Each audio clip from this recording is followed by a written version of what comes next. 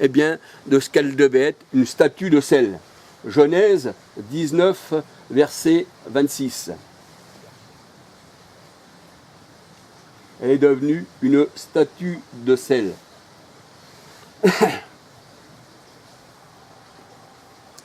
Et elle n'a pas regardé, eh bien, à la montagne. Le Seigneur, il dit, il faut aller à la montagne, sortez de la ville et allez à la montagne.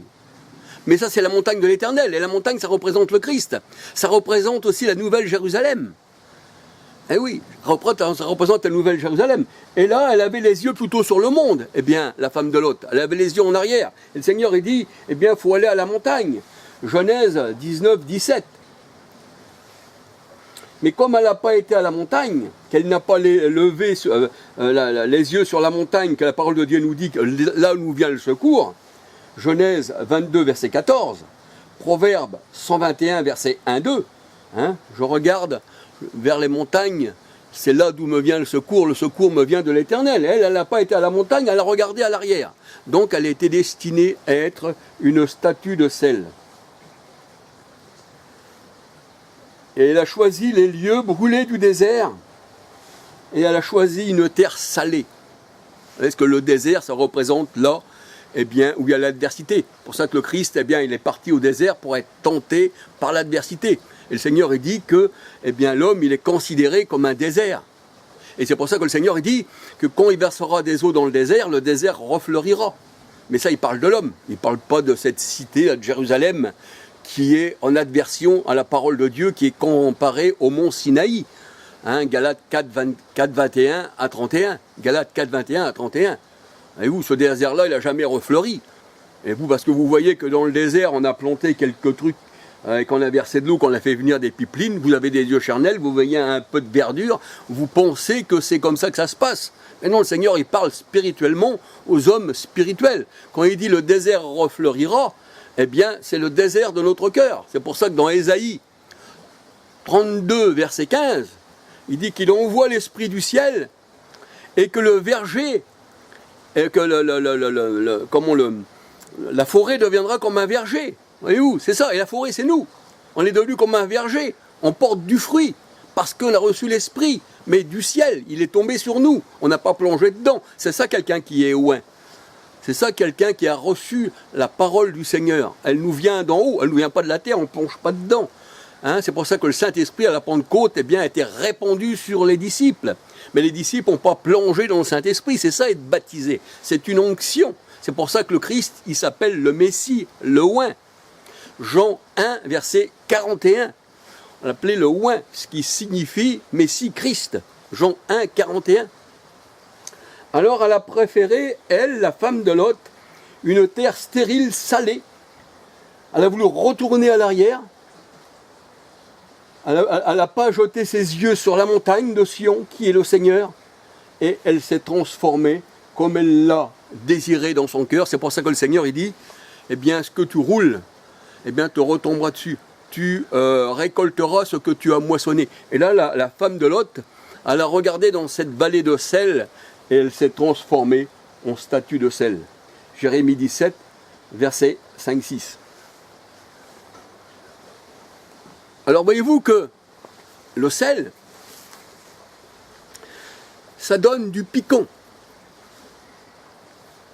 Mais le sel, il doit être accompagné. Ou la parole, plutôt.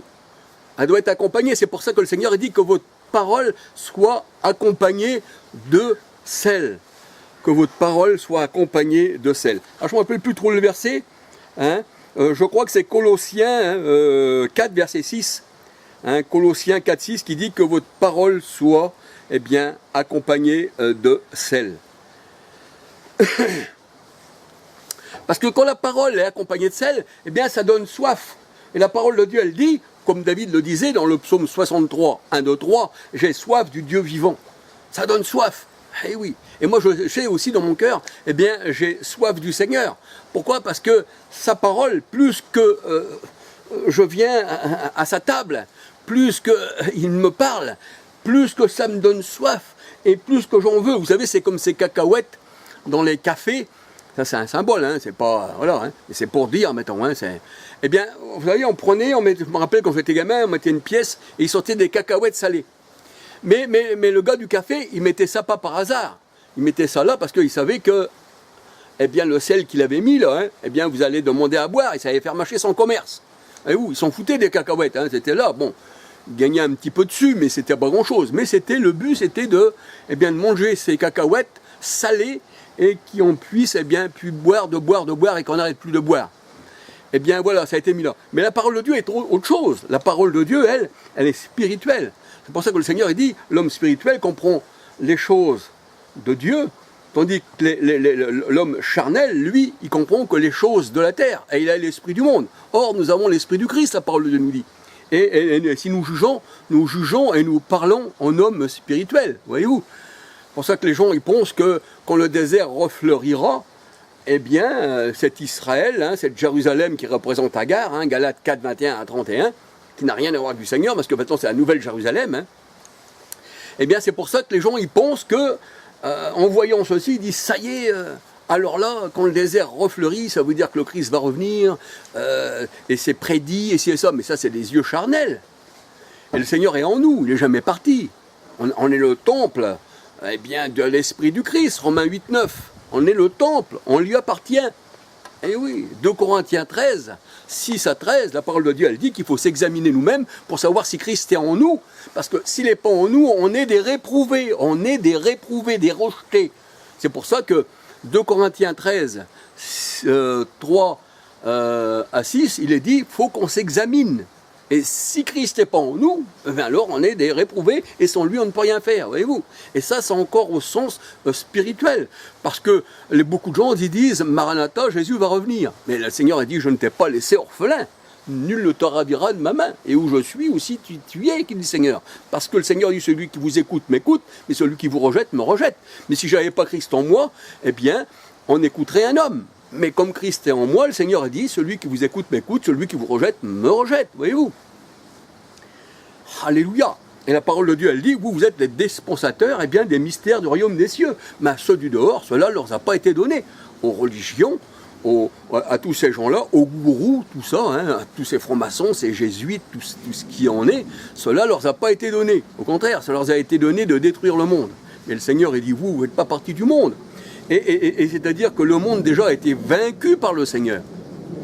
Vous savez, il est écrit dans la parole de Dieu que au temps de Moïse, quand Moïse est monté sur la montagne était enflammée, elle était embrasée cette montagne. Et la colère de Dieu était sur cette montagne que le peuple ne pouvait pas monter. Et même celui qui touchait la montagne serait puni de mort. Et la montagne était embrasée.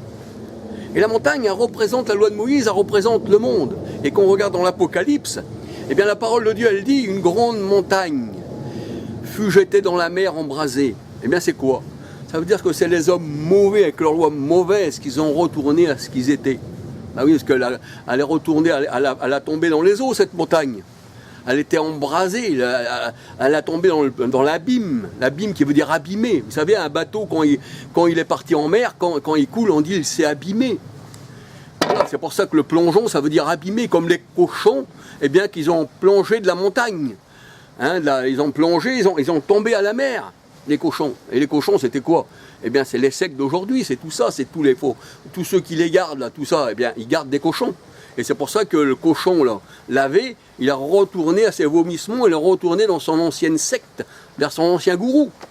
Mais le Seigneur, il dit, non pas ainsi de vous, parce que je vous ai lavé, et nul ne vous ravira de ma main. Alors voilà pour le sel.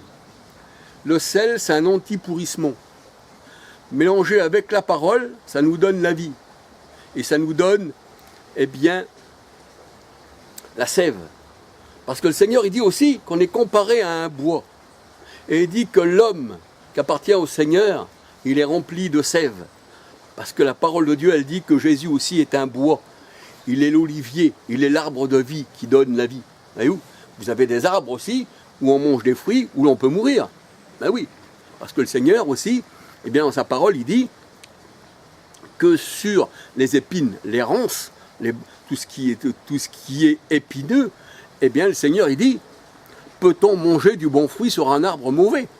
ça vous donne la mort.